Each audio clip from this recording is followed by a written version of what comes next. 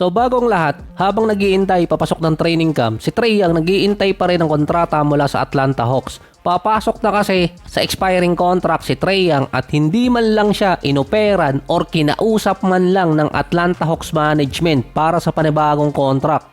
Based din naman kay Bobby Marks, meron pa kasing oras ang Atlanta until October or kaya until June next year para operan talaga si Trae Young. Kabaliktaran kasi si Trae Young dahil nga nawalan siya ng 100 million mahigit dahil hindi siya nasama sa All-NBA team. Pero dapat mag-iintay siya until next year para lumaki yung kontrata. Ganito kasi yung nagiging experience sa mga batang all-star na nag-iintay sila ng mas malaking may offer. Kay Trae Young kasi may player option pa next season. Mas malaking kontrata yon kumpara this year kahit pa 30%. Pwede siyang makakuha ng 228 million sa 4 na taon. Sa technicality, 3 taon lang din na mapipirmahan ni Trae Young dahil may player option. Kung next year naman, pwede siyang umabot ng 240.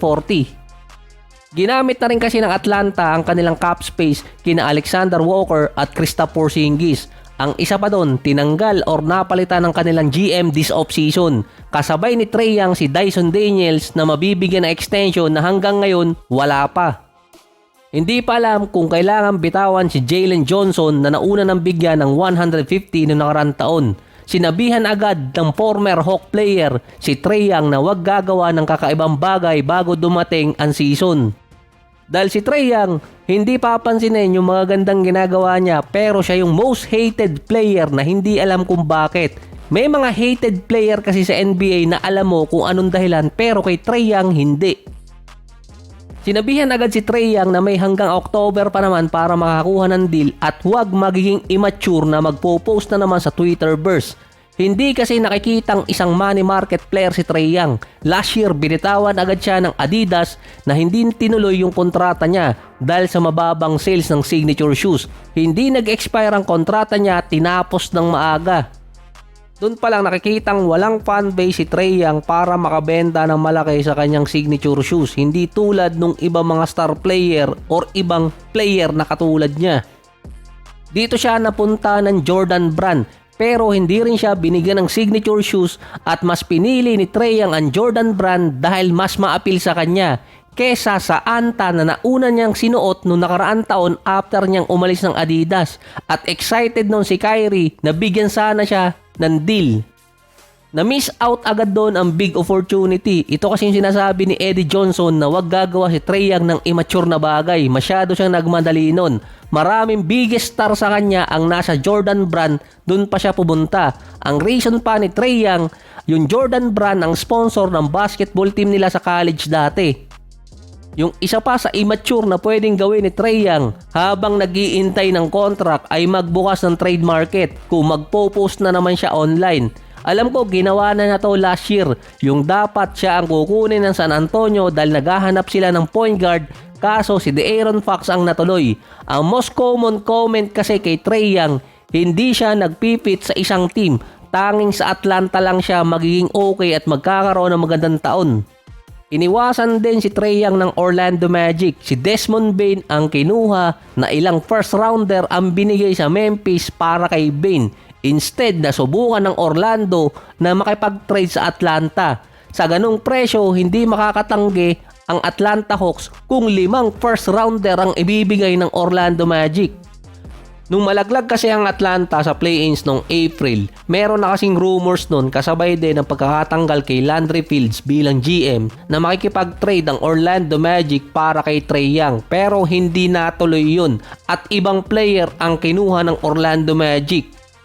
Meron din mga player at mga teams ang publicly nagsabing ayaw nila kay Trae Young. Katulad na lang sa Sacramento, yung GM nila sinabi publicly na ayaw nila kay Trae Young dahil hindi magpipit sa team. Sila yung nangangailangan ng point guard at isa pa, meron din financial issue. Kailangan nilang bitawan either si DeRozan or kaya si Zach LaVine. Pero makukuha nila si Trae Young kung isa man lang doon ang matitrade.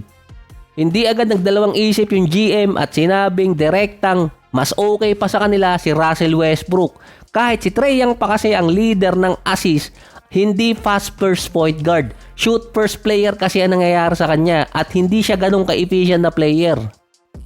Kung ikukumpara naman kung paano itrato si Westbrook at si Trae Young nung parehong prime nila, si Westbrook unappreciated player. Kasama kasi doon nung bad luck sa kanya. Mula OKC, Houston, Wizards, Lakers, Clippers hanggang napunta siya sa Denver. Pero may mga teams pa rin naman na nagkakaroon ng interest sa kanya. Katulad nung Sacramento.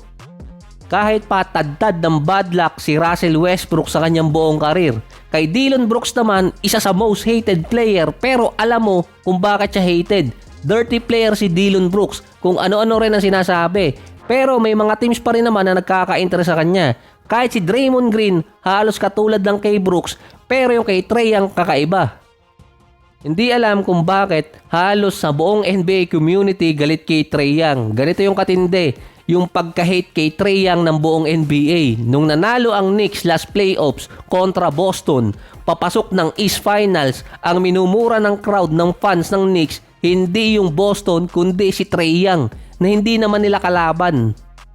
Nung bago matrade itong si John Collins papuntang Utah Jazz, sinabi kasi doon na ayaw ni Trae Young sa binigay na kontrata kay John Collins. Si Trae Young din ang tinurong reason kung bakit hindi naging fit si DeJounte Murray sa Atlanta, kaya na-trade paalis at napunta ng Pelicans. Kahit nun dumating si Coach Quinn Snyder sa Atlanta Hawks, ginagawan agad ng issue na matatanggal si Coach Snyder bilang head coach noong 2023 dahil si Trae Young ay coach killer. Dahil yon sa pagkakatanggal kay Coach Nate McMillan. Magtatatlong season na si Quinn Snyder sa Atlanta, hindi naman siya inalis.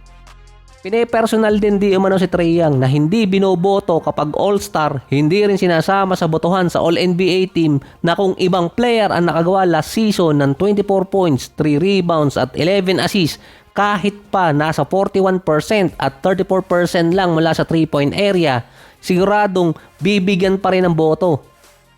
So based pa kay Rashad Makan sa podcast, kaya maraming galit or may ayaw kay Trae Young nagsimula di umano yun nung college. Kinokopya kasi niya si Steph na naging leader si Trae Young sa assist at sa points sa NCAA papasok ng NBA draft. Kasunod pa nun, silently nakikipag-compete siya kay Luka dahil originally siya ang pinili ng Dallas na tinrade lang kay Luka na mas nauna nakapasok ng conference finals itong si Trae Young, pero si Luka nakaabot ng finals at napunta sa isa sa biggest market. Ang Atlanta Hawks din ang isa sa biggest winner sa free agency dahil naging loaded ang lineup nila for next season. Competitive lineup sila at kung hindi pa rin magawa ni Trae Young na pumasok sa playoffs hanggang second round, dun talaga mag-iisip ang team. Si Trae Young lang ata yung player na ayaw sa kanya ng mga player mismo sa NBA dahil tinag siya bilang overrated. Ayaw din sa kanya ng referee dahil reklamador. Yung mga fans, hindi rin siya gusto, lalo na yung mga fans ng Knicks na hindi pa rin nakakalimot. Yung iba mga executive sa NBA, pinalalagpas naman si Trae Young pagdating sa trade, lalo na yung Orlando Magic. So hindi ko lang din sigurado kung si Price Tag ang kumanta nito. Parang ang team song ni Trae Young, kakampi lang niya yung sarili niya.